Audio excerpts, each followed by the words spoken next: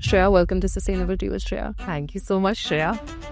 So, what is the root cause of animal cruelty? For example, chickens are actually a species of bird. But when we say the word chicken, we usually think of food on our plate. So it comes down to how do we look at this intersectionality between a bird, hunger, nutrition, and blatant exploitation of an animal. Is India's relationship with animals different from the Western countries? Absolutely. Everybody thinks that because we are Indian from the land of ahimsa, we are kinder to animals. I don't think that's true. It's not normal in Western countries for animals to be slaughtered in small shops, in front of children that come to that shop with their parents to buy groceries. It's normal here. 30% of Indian population is vegetarian. Is there a gap in that perception? Overall, if you look at our meat consumption, it's quite low. Vegetarianism has come with this caveat of oppression, right? Of supremism. There's a lot of caste angles involved when we think about and talk about the word vegetarianism, and that excludes a large context of people who may care about animals but who may not resonate with vegetarianism. Time and time again, it's been proven from the work that we do that people care. They genuinely care and they want to make change.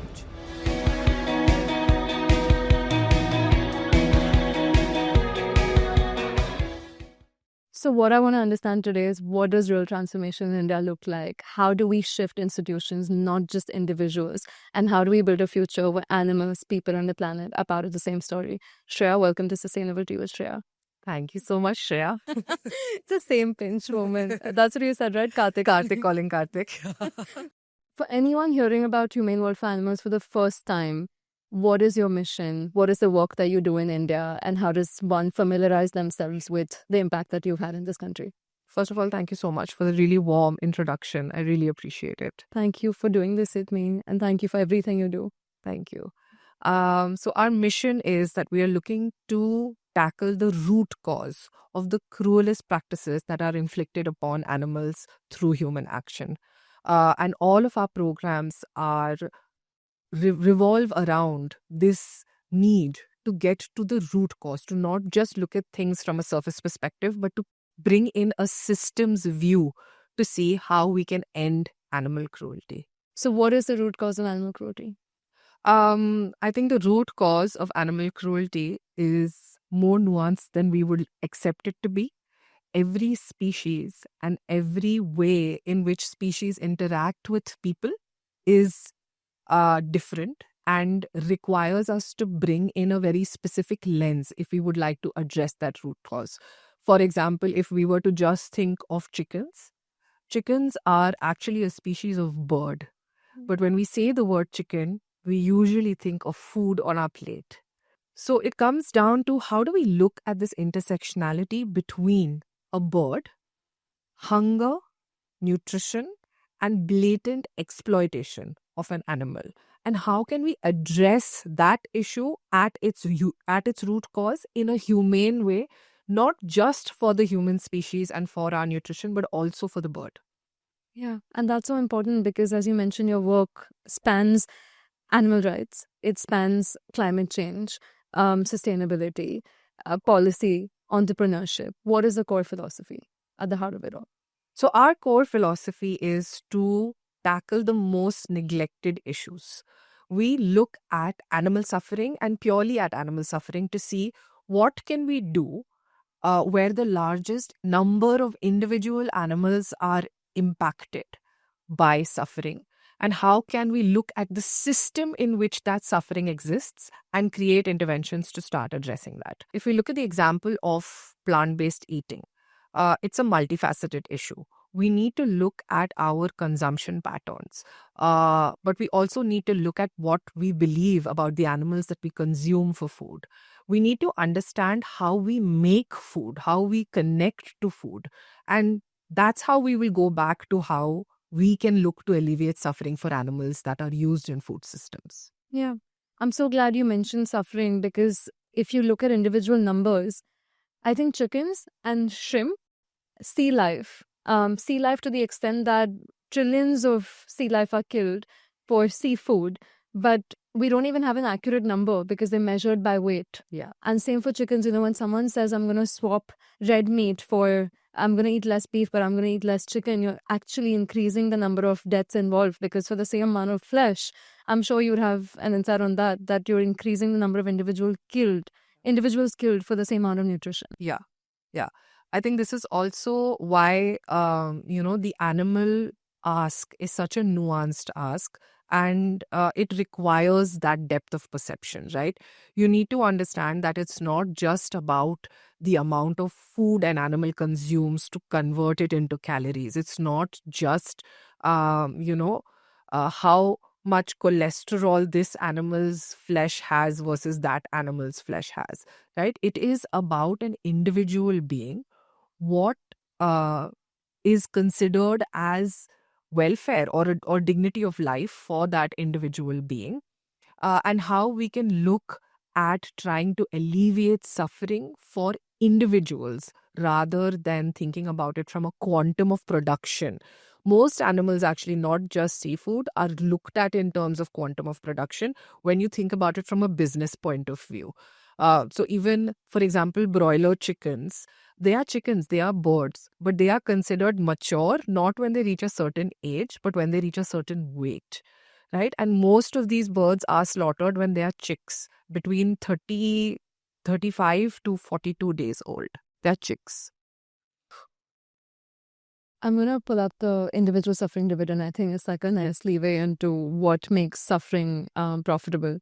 I came across this concept the other day, and it's called the invisible suffering dividend, which is the extra profit a company earns specifically because the animals suffer. So it could mean less space, means lower land costs, more pregnancies in the dairy industry means more product, restricted movement means higher feed conversion, shorter lifespans, as you mentioned, the broiler chickens means just less investment and it becomes more productive. And eliminating any unproductive animal means just lower overhead for them. So this happens in the dairy industry. Separating calves from mother frees up milk for sale.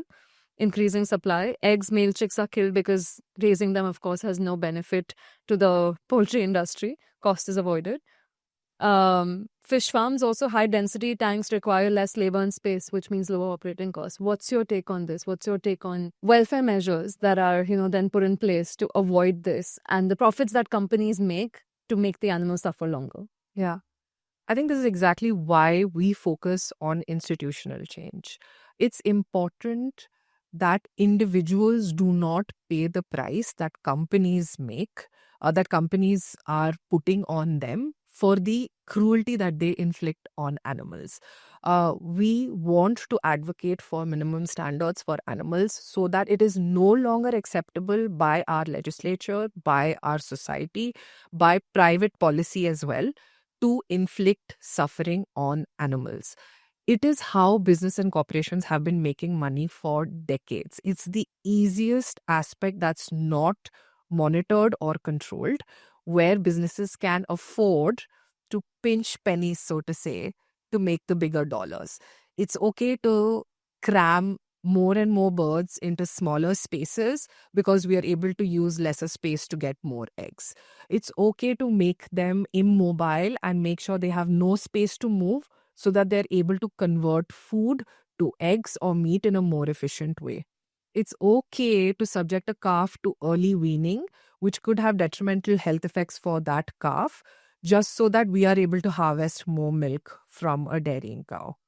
It's also okay for us to trade select breeds that produce more milk, more eggs, and gain weight quicker so that we are able to reach our profitable production margins quicker, faster, more efficient. And that's where the critical work of animal protection organizations really comes in.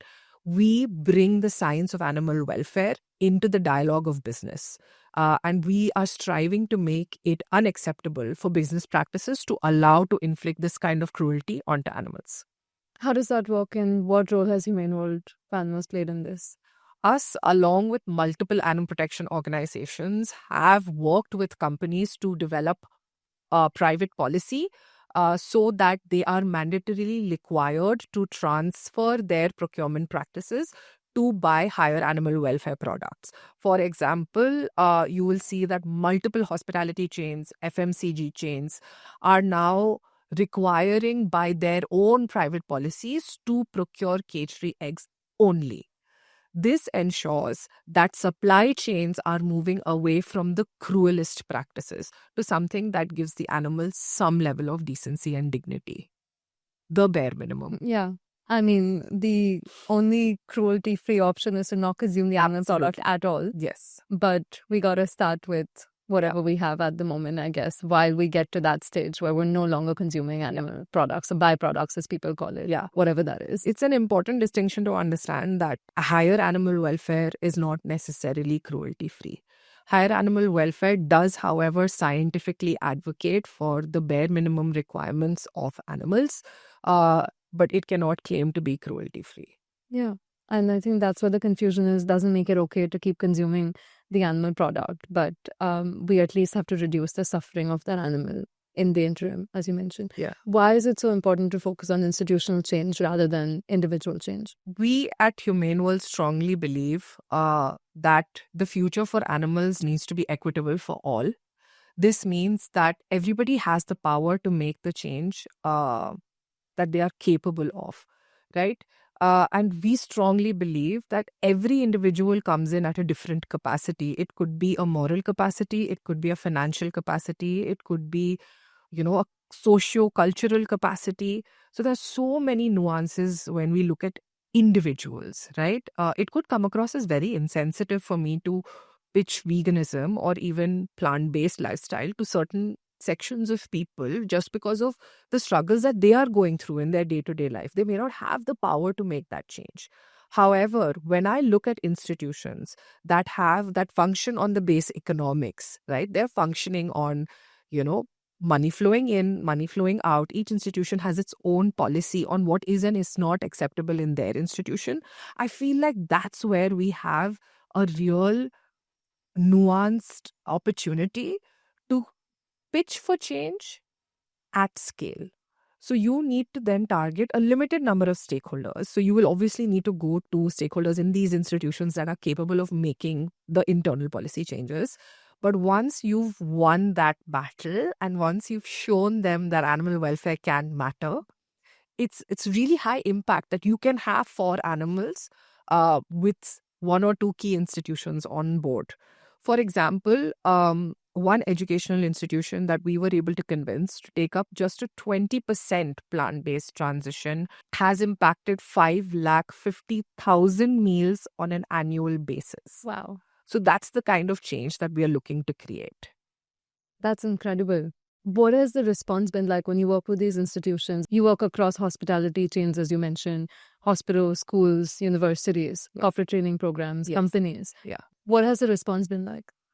The response has been really interesting. You would think that possibly institutions would be resistant to the change because maybe it's not working in terms of their economics, or it doesn't make any sense for them to even think about this issue. But what we've been surprised, actually not really that surprised to see over and over again, is that people care about animals. They want to do right by animals. Sometimes just the path is unclear. So we provide them that path that their businesses can be more aligned with animal welfare and with the well-being of animals. We have seen universities take a proactive interest in wanting to change their, in-house canteen menus for students. We've seen our advocacy work with students where we talk to students and make them aware about why their institution has taken up this kind of a commitment to go more towards plant-based ingredients. And we've seen them strongly resonate with that cause and actually feel that they feel more aligned with the direction that their university is taking or that their institution is taking now with animal welfare, right? We've also seen in hospitals, it's surprising that hospitals haven't taken this up more, but there's a huge pitch for better health, for better cardiovascular outcomes with plant-based food. Absolutely. And we're seeing hospitals actively put up that kind of information to their patients to say, this is why our menu is so much more plant-based. So there is that excitement with those stakeholders to take this up. I love that so much. And that gives me so much hope. What does that look like for an institution when you work with them to transition their meals to more plant forward meals? What does that look like step by step for someone signing up to this? So the first step, which is the longest step, usually involves us finding the right stakeholders, the key decision makers, and bringing them to understand what this pitch is really about, right? It's not just about having more of a certain kind of food. It's about being mindful about where your food is coming from, really connecting to the source of your food and understanding whether that food is coming from intensive suffering or not, right? So we first kind of work with stakeholders to get them on board the animal welfare messaging. And then once a institution, let's take the example of the university that did the 20% meal transition. Once that university came on board with us, they wanted us to bring the students and the professors on board as well. So before they formally signed on the commitment, we did a series of awareness sessions over a year at this university to talk with multiple batches of students, to talk with multiple departments of professors, to talk about why plant-based eating significantly affects animals. And we also usually do talk about people and the planet as well. We do talk about the environmental benefits of transitioning to plant-based foods, as well as the health benefits of transitioning to plant-based foods. After more than a year of just this information just being passed on over and over again across multiple sessions, we finally got the key decision makers to say, okay, everybody seems excited enough to do this. A year Let's later. get it done. And the signing of the commitment is for us our midline mark. It's not even the end game. Because now, yes, of course, I can measure. It sounds very nice that 550,000 meals have gone plant based. But that's our midline mark. Now we want the implementation work to actually happen. Because just by signing a piece of paper, animals don't get saved, right? It's when they procure less amount of meat, milk, eggs, that's when animals get affected. So we work with their canteen staff to do trainings. We work on menu curations. For those stakeholders that are interested, we also do menu customizations, how to pitch menus so that menus seem more appealing, so that plant-based alternatives seem more appealing. So we really do the end-to-end. And we make sure that there is a follow-up in place for all of the institutions so that we're able to say, how is your implementation coming along? If you're stuck anywhere, we're here to support you and make sure that this can continue year on year. Wow, that's super extensive. And it sounds like there's so much hand holding and there's so much support that you provide to these institutions that makes it really easy for them to adopt this. Because it sounds like, I mean, a year long to be with them and also further, but from after the signing, as you mentioned. So there's a lot of work that goes into that. What's been the most rewarding outcome? As a team is when our partners in this, right? Like, so we get on new partners. Every institution, every hospital, every corporate canteen, every education institution is a new partner for us. When they start reciprocating our enthusiasm to say, hey, can your team come on down and like do a session with our chefs? Can your team come down and, talk to our students? That's when we are always 100% on board to say, whatever you need, we are there. This is so exciting because when it becomes a reciprocal relationship, when it's not just us who cares about animals, when we are able to light that spark in somebody else, that's when it gets really fulfilling for us. But you'd assume that India is already plant forward, right? 30% of Indian population is vegetarian. Is there a gap in that perception? I think there is a gap in understanding vegetarianism and Indian vegetarianism. What do you mean? Indian vegetarianism comes with a lot of subtext and subcontext. We are overall, if you look at our meat consumption, it's quite low compared to other, European countries, even African countries. Our meat consumption is quite low. But I would say vegetarianism has come with this caveat of oppression, right? Of supremism. It was there's a lot of caste angles involved when we think about and talk about the word vegetarianism or vegetarian. And that includes a large context of people who may care about animals but who may not resonate with vegetarianism. So the label is the hindrance. The label actually, I think, has proven to be very problematic for us. Like I've seen, for example, in Germany, vegetarian is like, oh, cool, you're vegetarian, right? It's very cool to It's be very vegan. cool to be Yeah. vegan, plant-based, vegetarian. Veganism, therefore, I feel, has also taken a hit in terms of how it is perceived. I also think in India, just because we have so many different cultures this is like a melting pot for so many different religions and cultures. The way we as animal advocates message plant-based foods, or even if you want to choose to go ahead with the term veganism, how we choose to work with that word we need to take control of it again. I think it's gone beyond the scope of our control. We need to grab that back and bring it back in our control. And the only way we can do that is to be sensitive about people's perceptions, about how people are taking in our messaging, even though our messaging is to be more humane or to be more compassionate. We need to understand that our circle of compassion has to extend to the humans that are listening to this message as well. Right? I think that's how we can reclaim this. Another issue is that because India has, this percentage of vegetarians, people tend to think about it as, matlab, there's not a lot to win here. There's not a lot to do here in the plant-based space. Everybody's already like so plant-based. But the quantum of animal products that we are consuming right now, they're all coming from intensively confined systems. All of our eggs, I would say 98% of our eggs come from intensively confined systems. So even though maybe we aren't consuming 4 eggs per capita, I think it's 2.2 eggs per capita right now that we are consuming, is coming from extreme cruelty and extreme suffering. And we need to start addressing that. We cannot afford to be so disconnected from our food. Yeah. Everybody thinks of us as like this pastoral, landscape where it's the farmer and his cows going out for a stroll. And yes, there are farmers like that. But a majority of our animal products do not come from such pastoral systems. So we need to wake up to look at where our food is coming from and really try to reconnect with the fact that this isn't that fairy tale that we heard about in our children's stories Yeah. of this old MacDonald or whoever farmer. So I think that's where there's this huge disconnect for the vegetarianism. That's so Yeah. true, because people believe that factory farming doesn't exist in India. As you said, everything is humane, everything is ethical.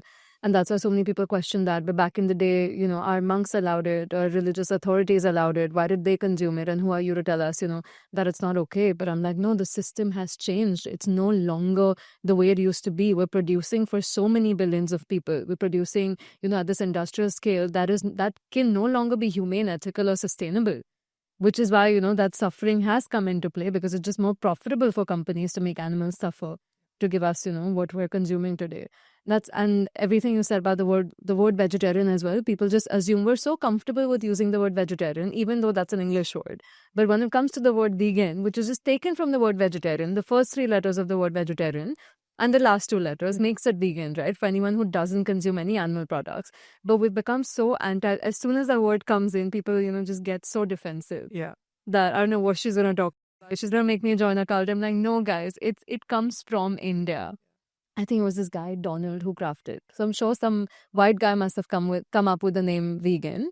But the roots of veganism are in this country: ahimsa, Jainism, Buddhism, Hinduism, rooted in looking at animals as God, right? As creatures of God. So how do you tailor the messaging for India? What has worked for you? In what cultural context do you put this messaging for compassion, for animal rights, for us to, be more ethical when it comes to our food choices? What has worked? Yeah. So I want to come back to that, right? We need to take ownership of that word again, right? Whether we choose to resonate with plant-based, which is what Humane World does, or if you're an organization or an individual that's working on a vegan messaging, you need to own the word, but you also need to see where you're sitting, right? So what we've done here in India is we are a global organization. So we have global messaging, but we've tried to make sure that everything that we put out on our social media pages, on our campaigns, are all tailored to the audience in such a way that we are inclusive of anybody who may be reading this. Our core principle is to empower people to the point where they can make the decisions that they feel they have the power to make.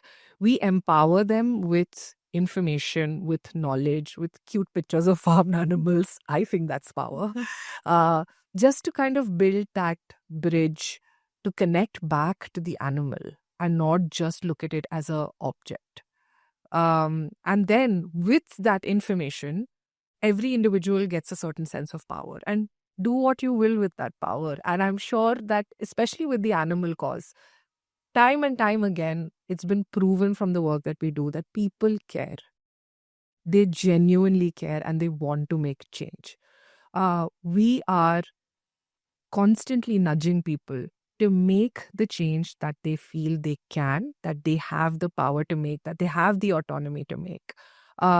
And that is something that does matter to that animal that is suffering today. It does matter. That small change. I know one of the campaigns we ran was about chai. You know, 1 cup of chai in the day, if you have 2 or maybe 3 cups a week. It doesn't seem like much, like, oh, what will that change, right?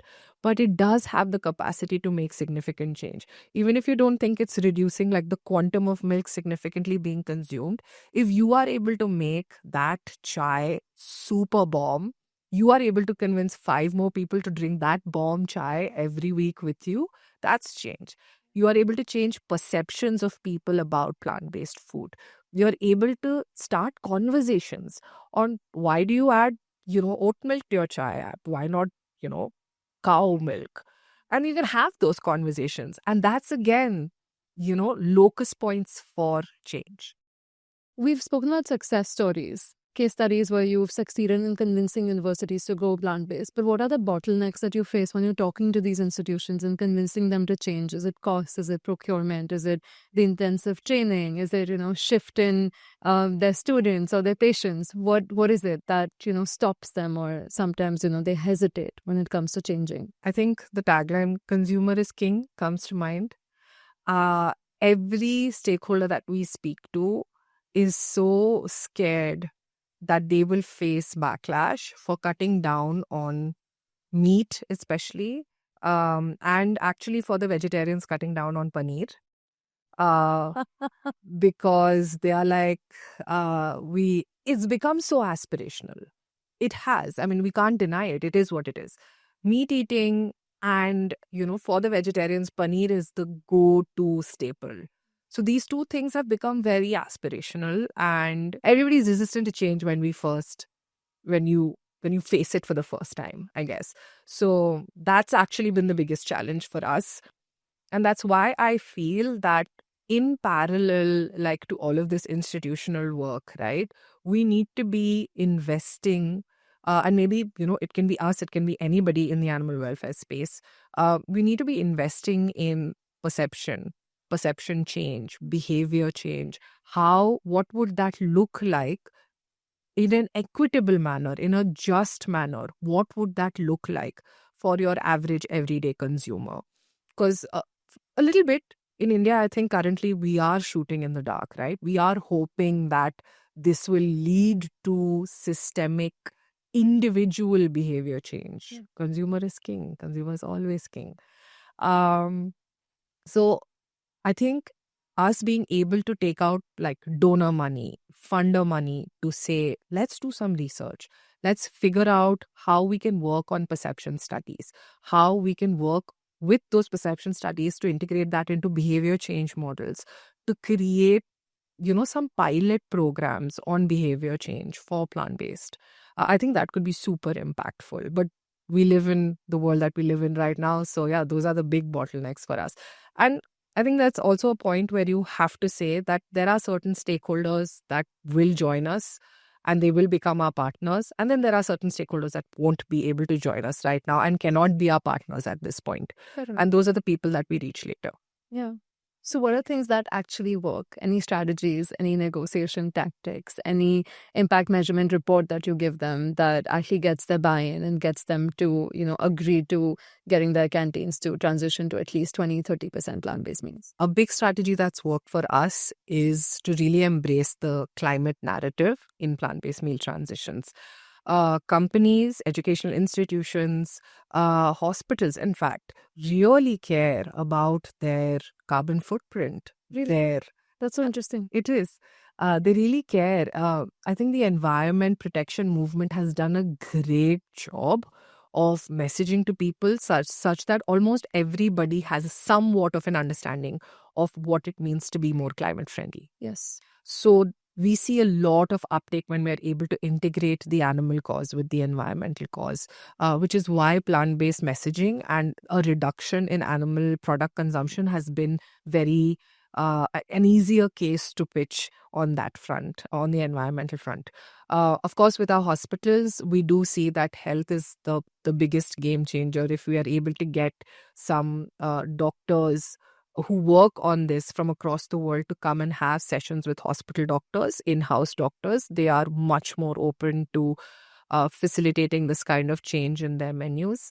And I think what we do is we've built some in-house tools that is able to convert your procurement metrics, whether it's in, for example, kgs of meat consumed, liters of dairy consumed, or if you have it in terms of number of individual meals with animal products that you serve, we are able to convert that data into carbon emissions saved, into water saved, and into land saved. For our own internal metrics, we also translate that into number of animal lives saved, which is very important for us to measure as an organization. But this kind of data that we're able to give them live on hand to say, if you were able to do a 20% reduction, these would be, your metrics. And we're able to also translate that, for example, into number of kilometers driven in a car, number of showers taken. So really make that data real. Yeah. That has really been a game changer for us in helping people to kind of visualize the environmental benefit, even if they don't relate to the animal cause. That's so interesting to hear, because I would think in a country like India, the religious messaging or, almost the kindness messaging, the spiritual messaging would work a lot more than environmental messaging. I know health people always care about, because at the end of the day, we are selfish as humans. We want to know what's in it for us and, not the environment or not the animals. So that's a really interesting insight, that the environmental messaging is much stronger than everything else. Do you still use the religious messaging or the animal rights messaging, more the ethics side of it?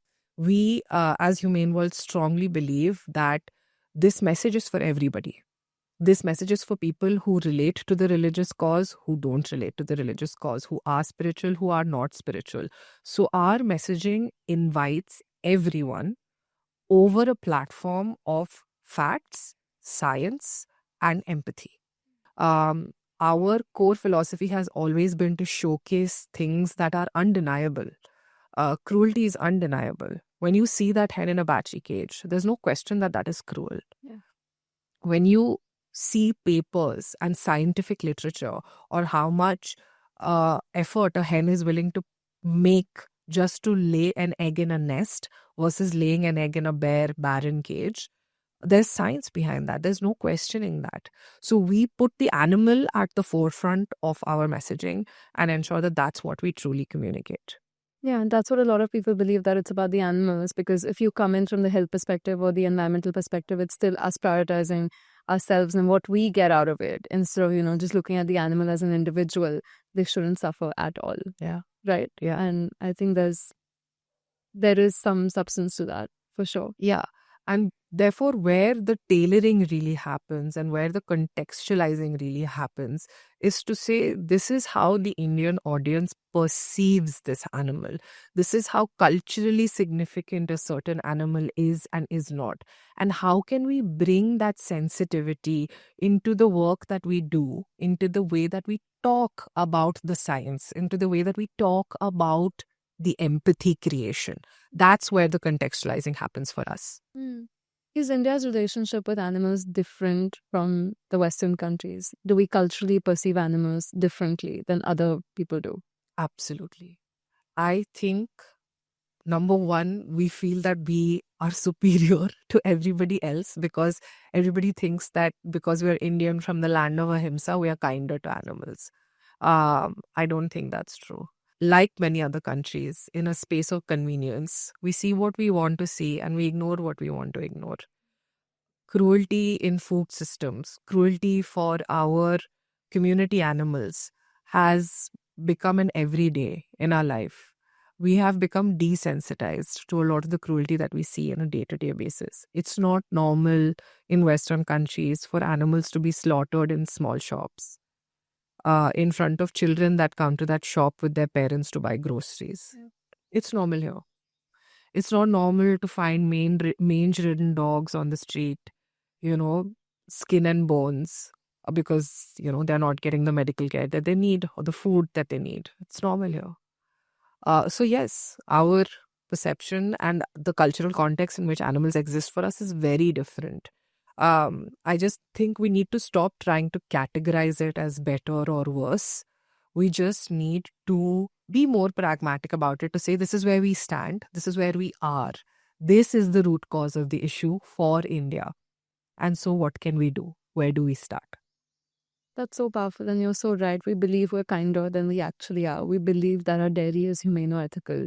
We believe that, our meat comes locally and sustainably, but we refuse to look at what the reality is and that we could be contributing to such level of cruelty. But to come face to face with that, I think it'll change the way we see animals today. Because even silk, right? There's so many things that we say are cultural and inherent to who we are. But I don't think any other country uses silk as much as we do. And also for celebration, right? It's supposed to be a celebratory thing, but what we're celebrating is death of thousands and thousands of silkworms that have died for that one piece of fabric. Yeah.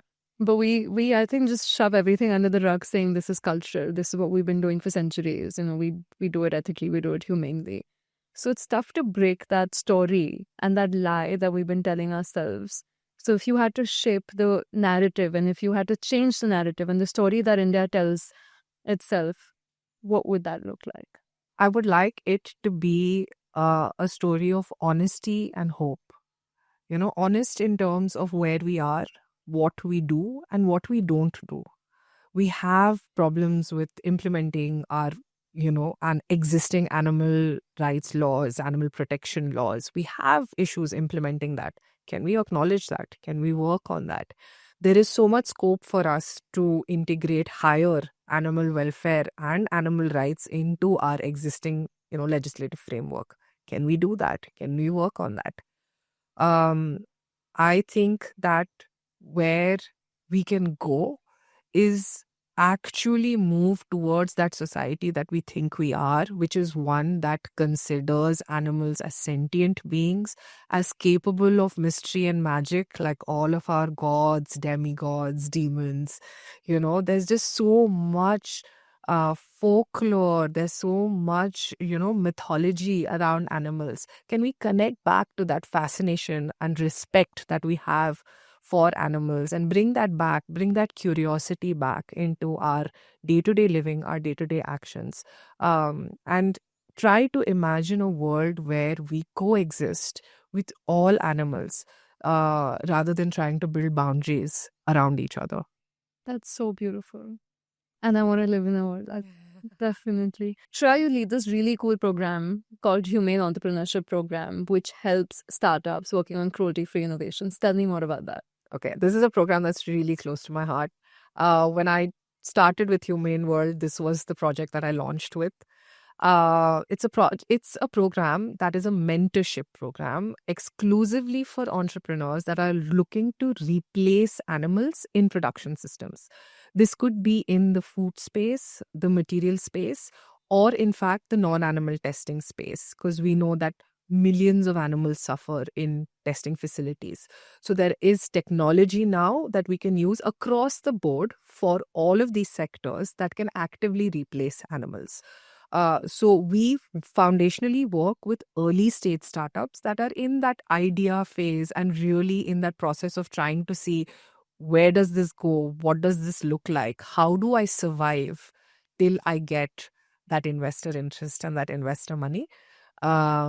And we try to work with these startups by connecting them with, we have a global network of people that we are in touch with across the world. So connecting them with experts across the world, connecting them with experts in India, so that again, they're able to contextualize all of that for the Indian audience. And try to give them a set of key skill sets that they can fall back on as they're trying to scale these companies. Why is this program important in this current landscape, especially when you see so many plant-based companies going out of business? Because people are scared, people are hesitant to enter this space because they just assume there's no market for it, or you're gonna shut shop in a year or two, which is, I mean, the dark reality, the sad reality, in fact. How do you contend with that? Yeah, I think that's exactly why we need to be here. We are a non-for-profit. We don't get anything from these companies or from the investors. We are purely here for the animals. And because the industry is in that space where we are seeing a lot of companies shut shop, where we are seeing investor interest wean away a little bit, right? Uh, the sector needs to grow. The sector needs that impetus to stay alive. And that's exactly why we are doing what we're doing. We want to work with those entrepreneurs that have that idea, that want to create a tangible difference for animals. And we invest in them by giving them our time and our program, our global network of connections, our tenacity to get investors on board to at least have conversations with these entrepreneurs to say, this is an idea that can scale. We give entrepreneurs with the skill set to help them get through these burn years, to survive and not crash, so that we see more products that are replacing animals in ecosystems, in our supermarkets, in our online baskets. And, we want investors to see the potential in this. And so we are constantly working with investors to educate them about what is the potential in this space and to introduce them to startups and ideas that are happening. And I think we are perfectly situated in the ecosystem to keep giving that impetus to the system to grow. Love that. One takeaway from leading this program that would help every startup out there. I love this because this has been part of our newer iterations of the program. We call it Shipping Fridays. Shipping Friday. Shipping Fridays. Kudos to Abhay Rangan for coming up with that with me. It is every Friday you do something. You ship some product, you find a new distribution channel, you put out some impactful marketing content, you do something. You launch a new SKU, you do some product testing. Every Friday, do something. Anything. It will make your product better. It will make your messaging better. It will change the trajectory of your company. Fridays. Just do it. That's so cool. Abhay from One Good. Yeah. All right. Very cool. Any failure that you'd want others to learn from so they don't repeat the same mistake? Yeah. Definitely don't go with the hype. I think it's tempting to say Beyond did this, it'll work for us. It's tempting to say, oh, I saw this in the German supermarket, it'll work for us. And then you build all of this, fancy brand and product and all of that. You put in so much effort to build this thing and it bursts because you didn't test it on the ground with the Indian audience. You didn't vet to see if this packaging coloring is working for you compared to your competitors. It's those small things that really get to you. So don't just go with the hype of something or with the potential that you saw in some other context. Test it on the ground. We call it prototyping. It's very common. Just prototype on ground. Get real world feedback and inputs from your customers, from investors, from you. Get everybody on board to say, no, this sucks. This is not going to work. Or yes, this is amazing. I love this. The more inputs you have, the more likely you are to succeed. Sure. Tell me about some emerging trends or some innovation that you're really excited about that maybe, no one has touched upon yet. I don't think it's that no one has touched upon it yet, but where I would really like to see Indian entrepreneurs going that I would like to work with through the HEP program is more technologically advanced food innovations.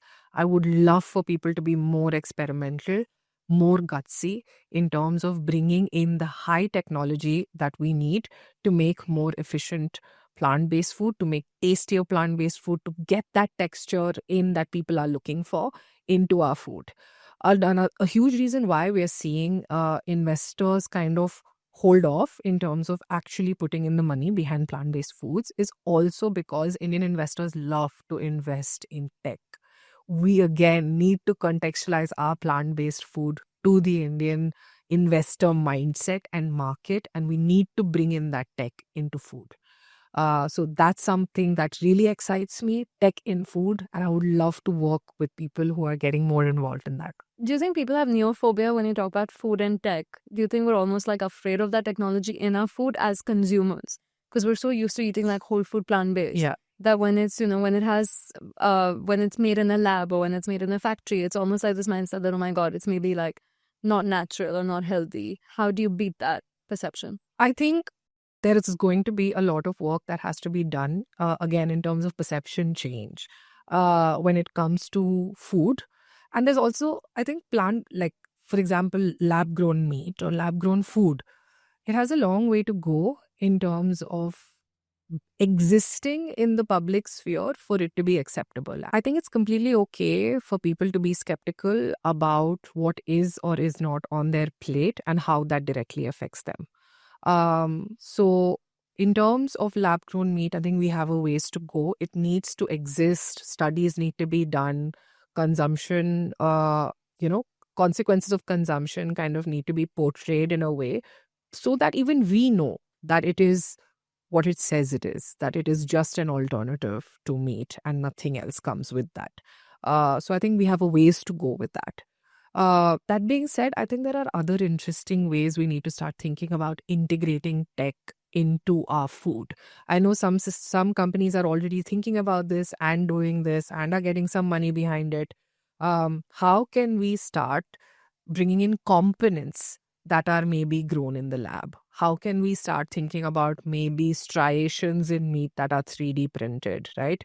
We've worked with startups that have thought about these ideas, that are working on trying to create replacements for animal products by bringing in that tech factor, right? We don't need to be a binary. It doesn't have to be completely plant-based or completely, made in the lab. There are many steps along the way, and if we can find people to use, to start taking those steps, I think that could be really exciting. Or how can we start bringing in tech to operationalize plant-based food for it to scale more efficiently? How can we bring in tech to make cold chain more effective? How can we cater to plant-based startups that are struggling to get their distribution to last mile or to even tier 2 cities, forget last mile, right? This is ways that we can smartly incorporate tech into the work that we do. And we need people to start thinking about these problems so that we're able to create a more robust supply chain. Shreya, paint a picture for me. What does a humane world look like for you in India, say 10 years from now? What does that vision look like? 10 years from now, it would be amazing to have laws that mandate that businesses cannot be cruel to animals. I think that would change the game. You're no longer allowed to make money from being cruel to animals. I think that would change the game significantly. I would love for a society where we are open and facilitating difficult conversations around our consumption of animals and around animals that we interact with. It could be our community animals. It could be animals that we have for food. It could be animals that we test on. But can we start normalizing that policymakers, decision makers, heads of business need to start having conversations around how we can do better? And that's something I would like to see. Oh, me too. You almost made me tear up. It did. Just held it in for my makeup. Yeah, but it's powerful when you said that businesses can no longer profit from suffering. And that's so important because so many times when we talk about these industries, it's not like I'm against them making money or, I'm against people whose livelihoods depend on this. I just want a world where we can make money with ethics. Yeah. And it doesn't have to be one at the cost of another. Exactly. You don't have to kill a sentient being to be able to survive. That shouldn't be livelihood. Yeah. And we shouldn't have to make a choice. Exactly. And, our values shouldn't have to go to war. doesn't have to be a battlefield out there. So I'd love, as I said, a future where animals, people, and the planet are part of the same story. And I want to be a part of the future where that's true. Me too. Anyone watching this who cares about the animals and wants to make a difference, where can they start? What can they do? I think start with our website. It talks a lot, and our social media pages. We work on many campaigns. We predominantly spoke about our plant-based work. That's just one of a lot of work that we do. We work on wildlife. We work on human-animal conflict through our wildlife programs. We work on companion animal suffering mitigation through our spay-neuter programs. We work on farmed animal welfare. We work on creating a better public policy landscape through government affairs. We work on disaster relief and response. So there's a plethora of options through which you can support us. If any particular program resonates with you, please do donate to our cause. We are a nonprofit. We are fully fundraised for all of the work that we do. And if you can't give in money, give us your talent, give us your time. If you think that you can contribute through the work that you do, through the voice that you have, like what you're doing, lend us your voice, get to know us, have conversations with us to see what aligns with your values and where we can, maybe forge meaningful partnerships for animals. Ideas, collaboration, strategies, right? We Anything. can use everything, and it takes all of us in this movement coming together. So it's two Shreyas for the animals right here. And I love the mission that we're on, and I love the shared cause that brings us together. For me, it's the community. I love working in this space because you meet like-minded people who have the same amount of empathy and love for the animals and want to create a better world for everyone involved. Shreya, thank you so much for everything you do. What a powerhouse of a woman. And I wish you all the plant power in all the campaigns, all the efforts, all the hundreds of programs that you run and you lead here. And I can't wait to see the world that you envision. I can't wait to see that come to reality. Thank you so much for lending us your voice, Shreya. It's been an absolute pleasure. Likewise. Thank you so much.